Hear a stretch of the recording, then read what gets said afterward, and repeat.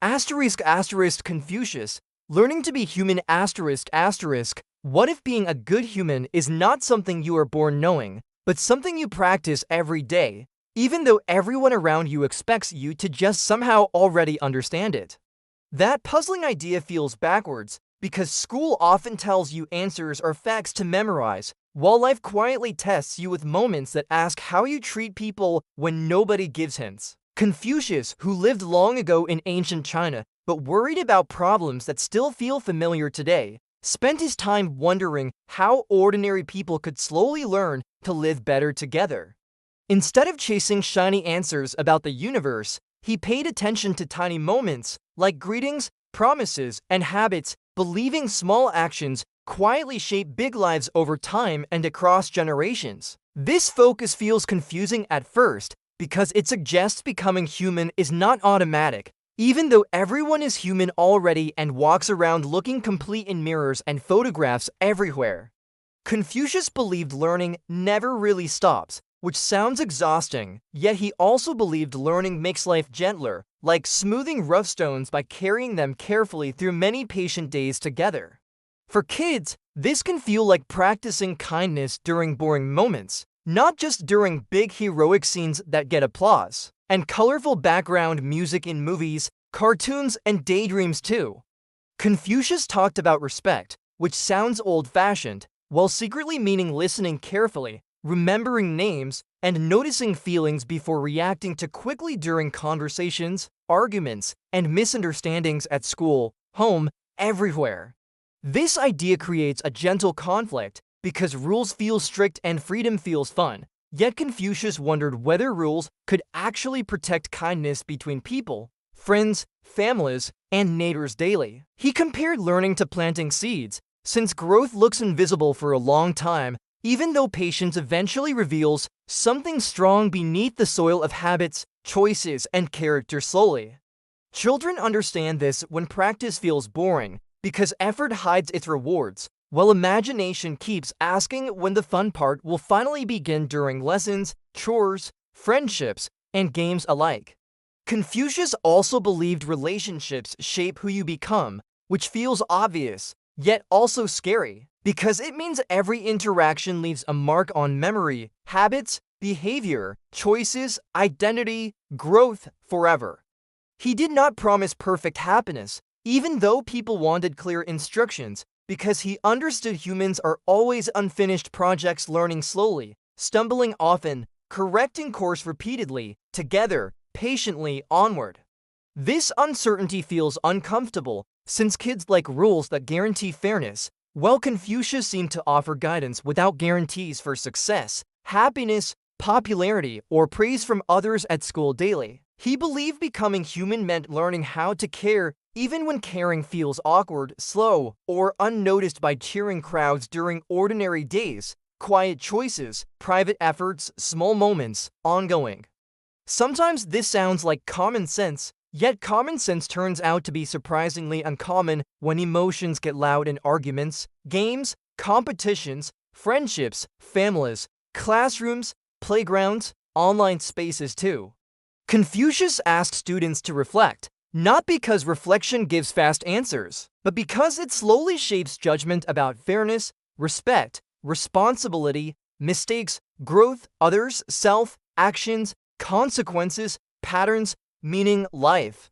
Reflection feels like staring into calm water, where images appear gently instead of fireworks exploding with conclusions during thinking, waiting, wondering, pausing, listening, observing, breathing, patience, curiosity, time, together, quietly.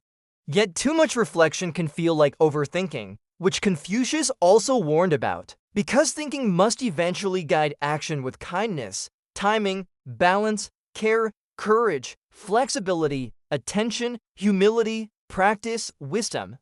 This creates another quiet tension, since acting too fast causes harm, while thinking too long causes hesitation in moments, decisions, friendships, conflicts, opportunities, learning, growth, living together, daily, always, somehow. Confucius did not solve this tension neatly because he believed balance must be practiced, not memorized, across changing situations, moods, relationships, challenges, cultures, times, places, and people, everywhere, forever, ongoing.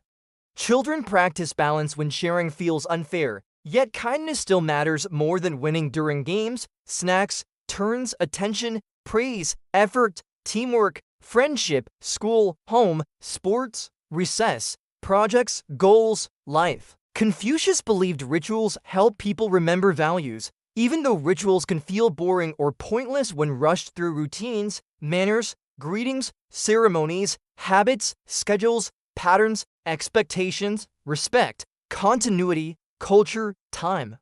Rituals act like training wheels because they guide behavior before understanding fully arrives in growing minds, new situations, social spaces, classrooms, families, communities, conversations, relationships, learning, change, adaptation, practice, maturity.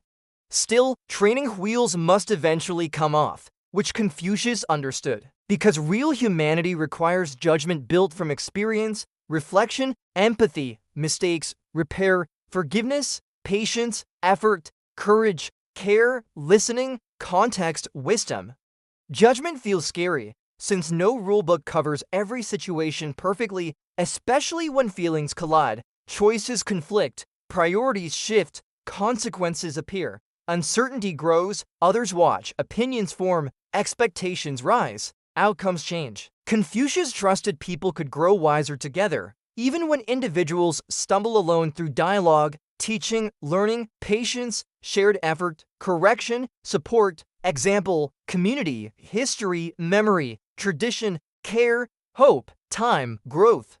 This belief challenges modern ideas of independence because it suggests you become yourself with others through relationships. Cooperation, disagreement, influence, shared stories, customs, language, kindness, conflict, reconciliation, growth, learning, humanity. Yet dependence can feel risky, since people disappoint and misunderstand often, unexpectedly, repeatedly, painfully, awkwardly, quietly, publicly, emotionally, socially, culturally, historically, personally, relationally, morally, mentally, deeply, strongly, slowly, continuously, sometimes.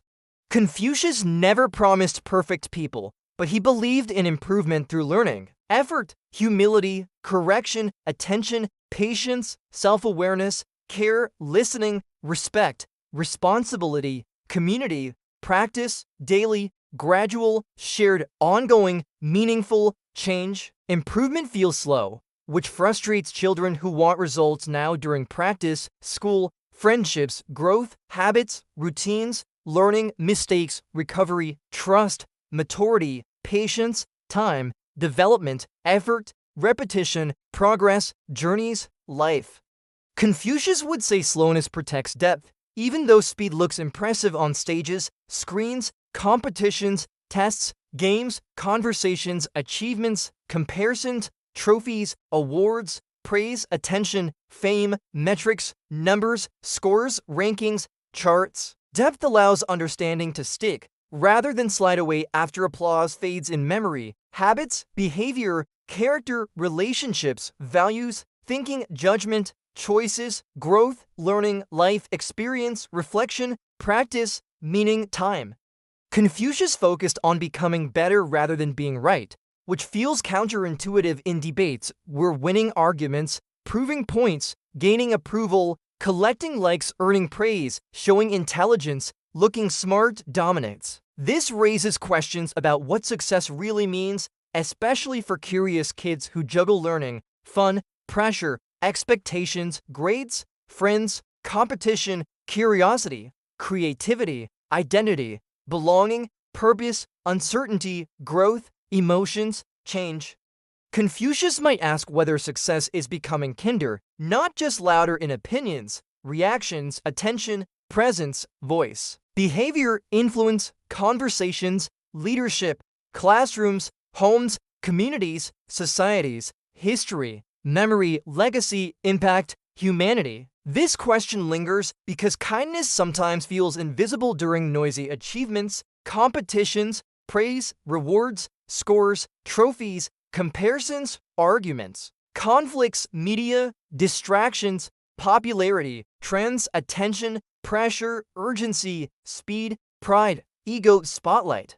Confucius believed invisibility does not mean unimportance because quiet actions, gentle habits, respectful words, patient listening, thoughtful pauses, small choices, careful responses, consistent care, shared trust, moral growth, deep influence. Influence spreads slowly, like ripples across a pond, expanding outward, touching edges, shifting surfaces, overlapping waves, changing patterns, reflecting light, carrying energy, affecting distant shores, unseen, subtle, gentle, patient, persistent.